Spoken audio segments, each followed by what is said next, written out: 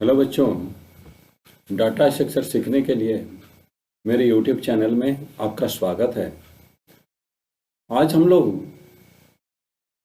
Data structure को identify करेंगे, means introduction of data structure.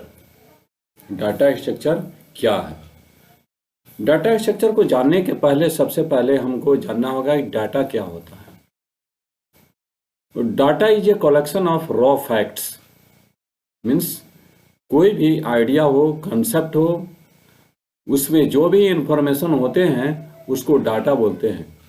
For example, name मान लेते हैं अंकुर है, एज 20, ठीक है ना, ये सभी डाटा हैं। इसी डाटा को स्टोर करने के लिए हम लोग जो प्रोग्रामिंग करते हैं उसमें डाटा को कैसे स्टोर किया जाए, इसका हम लोग स्टडी करेंगे डाटा स्ट्रक्चर के अंदर। डाटा स्ट्रक्चर दो शब्दों से बना है, डाटा और स्ट्रक्चर, यानी डाटा की बनावट। डाटा के बनावट डिफरेंट तरह के होते हैं और ये डाटा जो है, डाटा स्ट्रक्चर जो हम लोग पढ़ेंगे उसमें कैसे कैसे हम लोग डाटा को बना सकते हैं, निर्माण कर सकते हैं, वहीं सब हम लोग स्टडी करेंगे।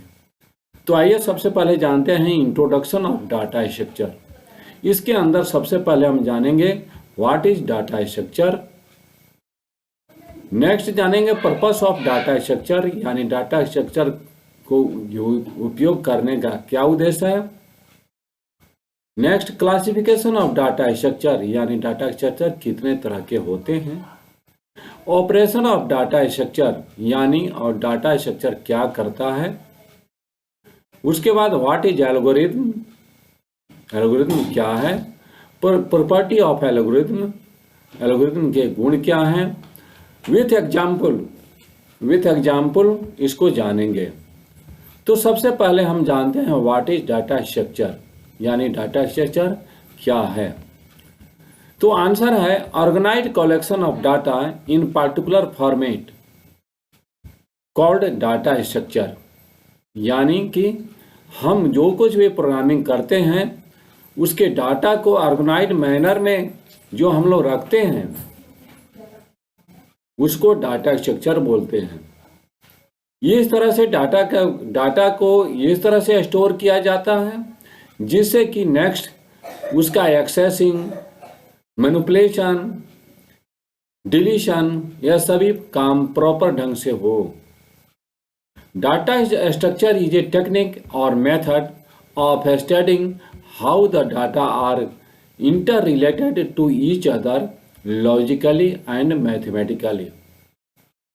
दूसरे भाषा में हम कह सकते हैं data structure is a technique, यानी तकनीकी है या मेथड है of studying how the data are interrelated, यानी जो भी डाटा हम स्टोर किए हुए हैं वो डाटा कैसे एक दूसरे से रिलेटेड हैं, यानी जुड़े हुए हैं, और आइदर लॉजिकली, या तो लॉजिकली जुड़े हुए हैं या मैथमेटिकली जुड़े हुए हैं। इसी का स्टडी हम लोग डाटा स्ट्रक्चर के अंदर करते हैं। अब नेक्स्ट है पर्पस ऑफ डाटा स्ट्रक्चर, यानी डाटा स्ट्रक्चर का क्या उद्देश्य है। तो The main aim of data structure is to increase the efficiency of program and decrease the storage requirement. Data structure को मेनली हम यूज करते हैं प्रोग्राम को फास्ट करने के लिए, एफिशिएंट करने के लिए, ठीक है, वो कम से कम मेमोरी ले और उसका फास्ट एग्जीक्यूशन होके लेंथ ऑफ कोड कम हो, तो उस केस में हम लोग डाटा स्ट्रक्चर को यूज करते हैं। और डिक्रीज स्टोरेज रिक्वायरमेंट, अगर प्रॉपर ढंग से हम डाटा को डिफाइन करते हैं तो उस परिस्थिति में स्टोरेज हमको कम ज़रूरत होगा उन डाटा को स्टोर करने के लिए। जब प्रॉपर ढंग से डाटा का सिलेक्शन होगा, डाटा का स्ट्रक्चर होगा, डाटा की बनावट होगी, तो उसमें प्रोसेसिंग भी कम होगा, नंबर ऑफ स्टेटमेंट्स भी कम होंगे और एग्जीक्यूशन भी फास्ट होगा। अब हम जानते हैं, आगे हम जानेंगे कि क्लासिफिकेशन ऑफ डाटा स्ट्रक्चर। तो डाटा स्ट्रक्चर का को निम्नलिखित तरह से बांटा जा सकता है, मीन्स बनावट के आधार पर, मेमोरी के आधार पर और उसके कंटेंट के आधार पर। जैसे यहाँ पर 3 तरह से हम लोग डाटा स्ट्रक्चर को डिवाइड कर रहे हैं, लीनियर एंड नॉन लीनियर, यानी बनावट के आधार पर। लीनियर कहने का मतलब है कि कंटिन्यूअस एक सीक्वेंस में सारे डाटा को स्टोर किया गया है, जिससे कि उनको एक्सेस करना इजी होता है। लीनियर डाटा स्ट्रक्चर का एग्जाम्पल होगा array, linked list, stack and Q. ठीक है ना, ये सभी लीनियर डाटा स्ट्रक्चर है। और दूसरा है नॉन लीनियर, जैसे ट्री और ग्राफ। इसमें जो भी मेमोरी अलॉट किया जाता है ट्री और ग्राफ को रैंडमली, यानी ये कंटिन्यूअस नहीं, एक सीक्वेंस में नहीं होते हैं, एक कंटिन्यूअस नहीं होते हैं, जिसका परिणाम होता है कि इनको एक्सेस करना डिफिकल्ट होता है। नेक्स्ट, हम डाटा के रूप पर भी डाटा स्ट्रक्चर को क्लासिफाई कर सकते हैं, homogeneous and non homogeneous data structure. Homogeneous means same type, similar type. जैसे अरे है, अरे क्या है, collection of similar data type, तो अरे को हम कहते हैं होमोजीनियस डाटा स्ट्रक्चर। वहीं स्ट्रक्चर और यूनियन क्या है, ये डिफरेंट टाइप के डाटा को स्टोर करते हैं, इसलिए इनको कहते हैं नॉन होमोजीनियस डाटा स्ट्रक्चर। ठीक है ना। और मेमोरी एलोकेशन के आधार पर भी डाटा स्ट्रक्चर को डिफाइन कर सकते हैं, क्लासिफाई कर सकते हैं, स्टैटिक डाटा स्ट्रक्चर और dynamic data structure. Static data structure में, स्टैटिक डाटा स्ट्रक्चर का एग्जाम्पल है एरे। ठीक है ना। एरे में क्या होता है कि हमको कंपाइलेशन के समय एरे का साइज बताना ही पड़ता है। एरे का साइज नहीं बताएंगे प्रोग्राम का कंपाइलेशन नहीं होगा। ठीक है ना। यानी कि वैसे मेमोरी एलोकेशन जो कि कंपाइल टाइम में रिक्वायर्ड हो, तो उसको कहते हैं स्टैटिक डाटा स्ट्रक्चर। और डायनेमिक डाटा स्ट्रक्चर, जैसे डायनेमिक डाटा स्ट्रक्चर को इम्प्लीमेंट करने के लिए हम लोग पॉइंटर का यूज करते हैं। पॉइंटर के वो उपयोग करके जो हम प्रोग्राम करते हैं वो डायनेमिक क्रिएशन होता है, यानी डाटा स्ट्रक्चर के साइज घट भी सकता है और बढ़ भी सकता है। और ये रन टाइम के समय मेमोरी का अलॉटमेंट होता है, जबकि एरे में कंपाइलेशन के समय ही मेमोरी का अलॉटमेंट होता है। अब नेक्स्ट पढ़ते हैं कि डाटा स्ट्रक्चर पर कौन कौन सा हम ऑपरेशन कर सकते हैं। जनरली प्रोग्रामिंग के अंदर जितने सारे वर्क करते हैं वो हमारे डाटा स्ट्रक्चर पर ही डिपेंड करता है। अगर डाटा स्ट्रक्चर एल्गोरिथम किसी भी वेल डिफाइंड प्रोग्राम को तैयार करने के लिए एल्गोरिथम के साथ साथ प्रॉपर डाटा स्ट्रक्चर का होना जरूरी है। अगर एल्गोरिथम प्रॉपर हो लेकिन डाटा स्ट्रक्चर प्रॉपर नहीं हो तो लेंथ ऑफ कोड लंबा हो सकता है, प्रोग्राम को क्रिएट करने में समय लगेगा, प्रोग्राम का एग्जीक्यूशन स्लो हो जाएगा।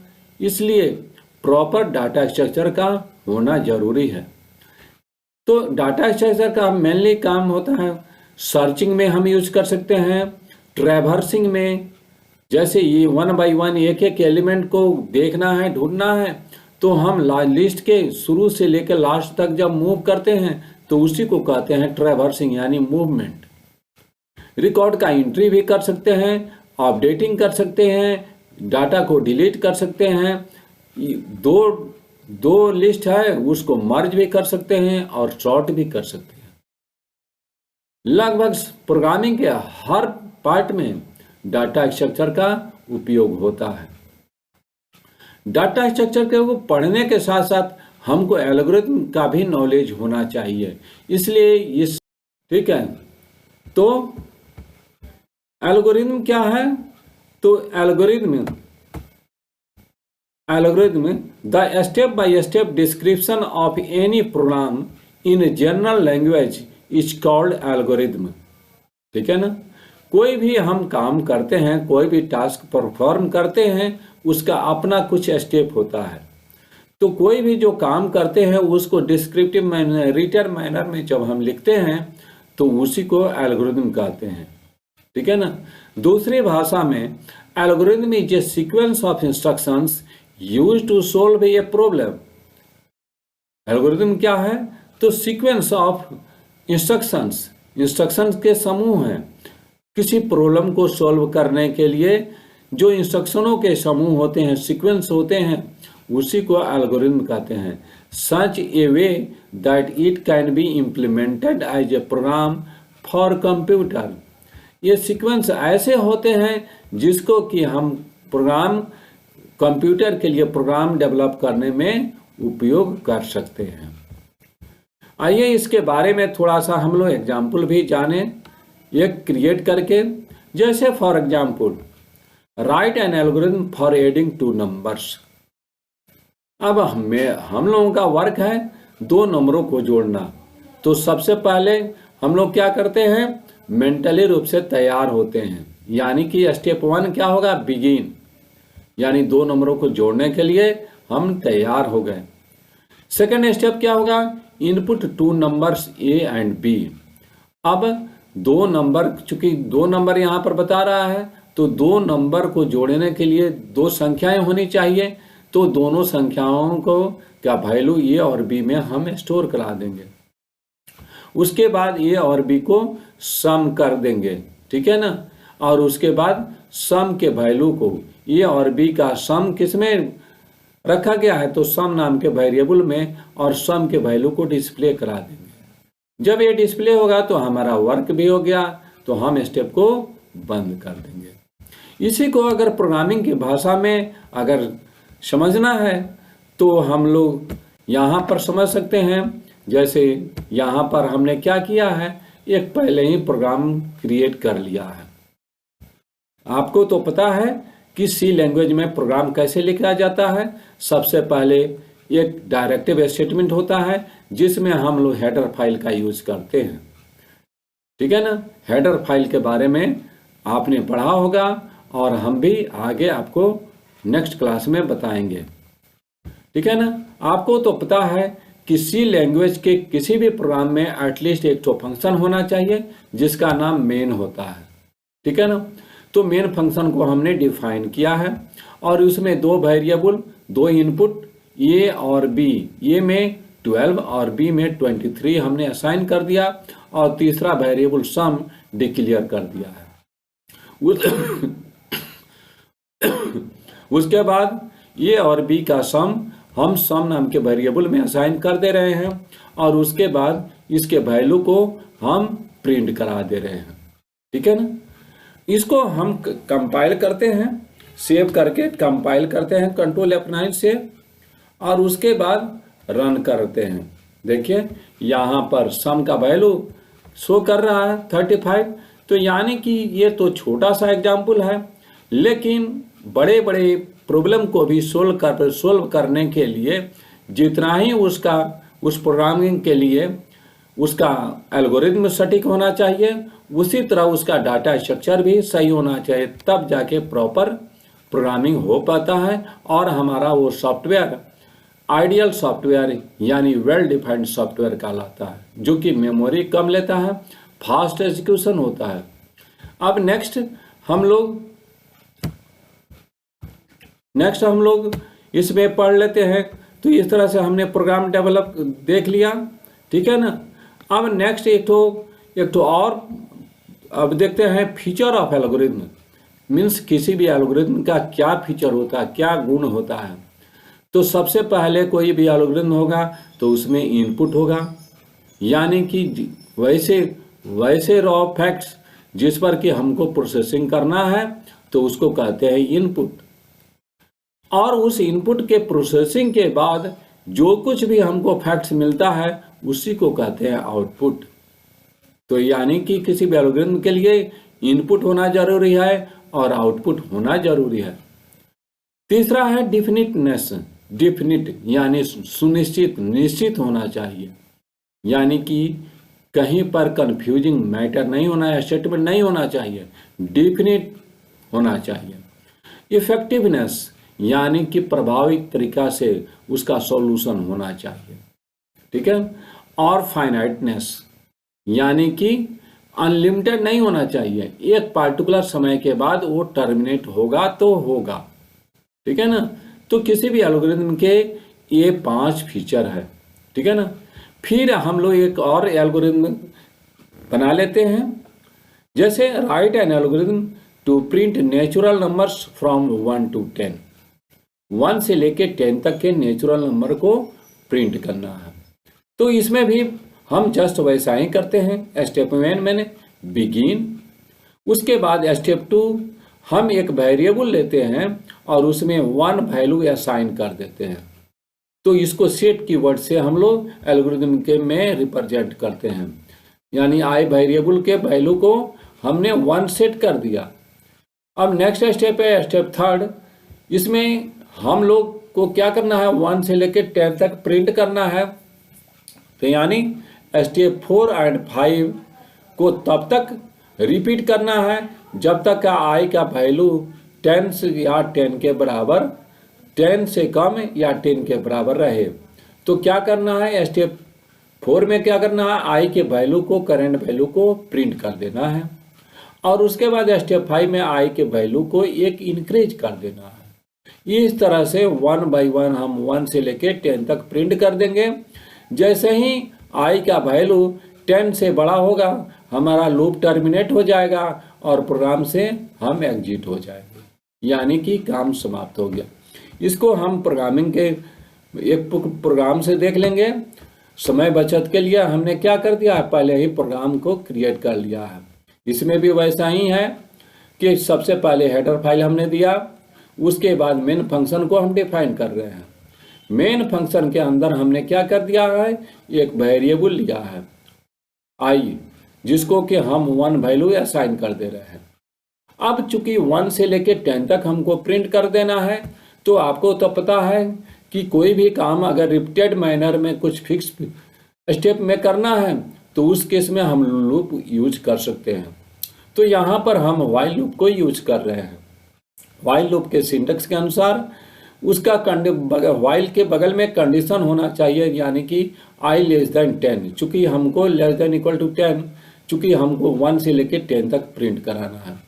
उसके बाद जब कंडीशन ट्रू हो रहा है तो आई के वैल्यू को हम प्रिंट करा दे रहे हैं और हॉरिजॉन्टली हम प्रिंट करा रहे हैं, ठीक है ना। जब ये प्रिंट कर दे रहा है तब आई की वैल्यू को एक इंक्रीज कर दे रहे हैं। ये तब तक इंक्रीज होता रहेगा, यानी ये लूप चलता रहेगा जब तक कि आई का वैल्यू 10 से बड़ा नहीं हो जाता है, और उसके बाद प्रोग्राम टर्मिनेट हो जाएगा।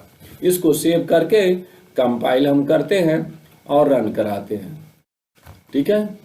रन कराए, देखिए यहाँ पर हॉरिजॉन्टली ये प्रिंट कर दिया क्योंकि हमने टाइप सेट किया है। अगर इसी को अगर वर्टिकली प्रिंट कराना है तो यहाँ पर n का हम यूज कर देंगे, ठीक है ना। और इस तरह से इसको सेव करके इसको कंपाइल कर देंगे और इसको रन कराएंगे। तो देखिए 1 2 3 4 5 6 7 8 9 10 प्रिंट कर दिया, ठीक है ना।